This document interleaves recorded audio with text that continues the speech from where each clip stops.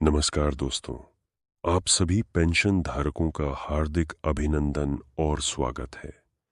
आज हम आपके लिए लेकर आए हैं बेहद महत्वपूर्ण और असरदार खबरें जो सीधे आपकी जेब, आपके अधिकार और आपके भविष्य से जुड़ी हुई हैं।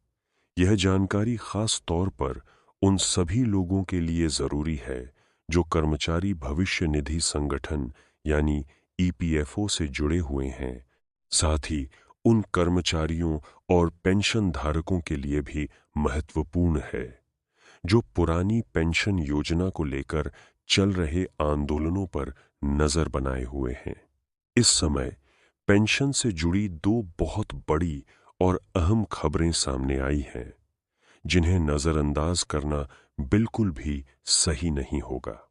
पहली खबर ईपीएफओ पेंशन धारकों के लिए राहत भरी और उम्मीद जगाने वाली है, जिसमें न्यूनतम पेंशन को 7,500 रुपए तक बढ़ाने को लेकर बड़ा अपडेट सामने आया है।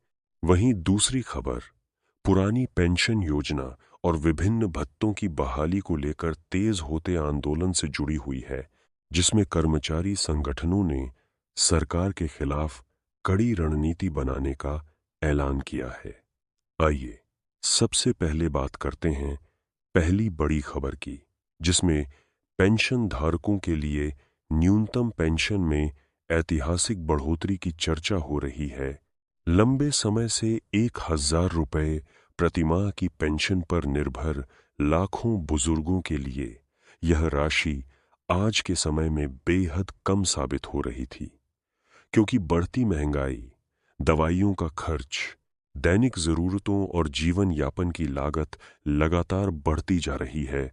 ऐसे में 1,000 रुपए की पेंशन से गुजारा करना लगभग असंभव हो गया था।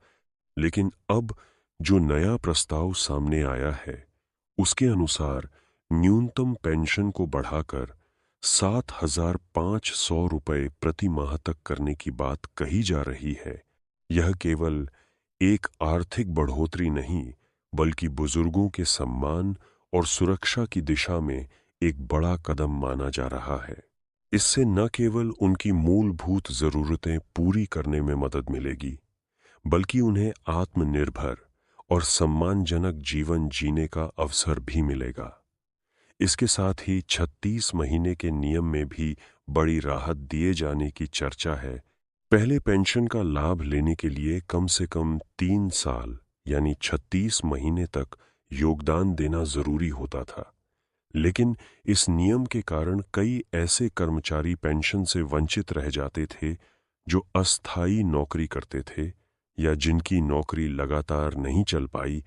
अब इस नियम को आसान बनाने की दिशा में कदम उठाए जा रहे हैं, जिससे कम अवधि तक काम करने वाले कर्मचारी भी पेंशन के दायरे में आ सकें। यह बदलाव विशेष रूप से महिलाओं, संविदा कर्मचारियों और असंगठित क्षेत्र में काम करने वाले लोगों के लिए काफी फायदेमंद साबित हो सकता है। पेंशन की गणना सामान्य रूप से औसत वेतन और सेवा अवधि के आधार पर की जाती है, लेकिन अब यह सुनिश्चित करने की कोशिश की जा रही है कि किसी भी पेंशन धारक को 7,500 रुपए से कम पेंशन न मिले। इसके अलावा पेंशन पर महंगाई भत्ता लागू करने की संभावना भी जताई जा रही है, जिससे समय समय पर बढ़ती महंगाई के अनुसार पेंशन राशि में भी बढ़ोतरी होती रहे और पेंशन धारकों की आर्थिक स्थिति स्थिर बनी रहे। इसके साथ ही पारिवारिक पेंशन, विकलांग पेंशन और बीमा जैसी सुविधाएं भी इस योजना को और मजबूत बनाती हैं।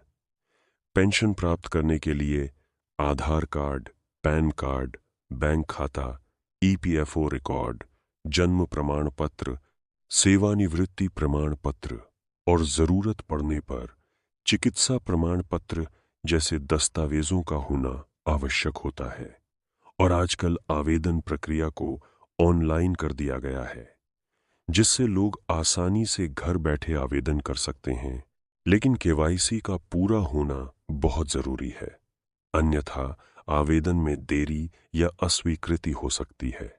अब बात करते हैं दूसरी बड़ी खबर की, जो पुरानी पेंशन योजना और भत्तों की बहाली को लेकर चल रहे आंदोलन से जुड़ी है। विभिन्न कर्मचारी संगठनों ने इस मुद्दे को लेकर अपनी आवाज तेज कर दी है और सरकार पर दबाव बनाने के लिए बड़े स्तर पर आंदोलन की तैयारी की जा रही है।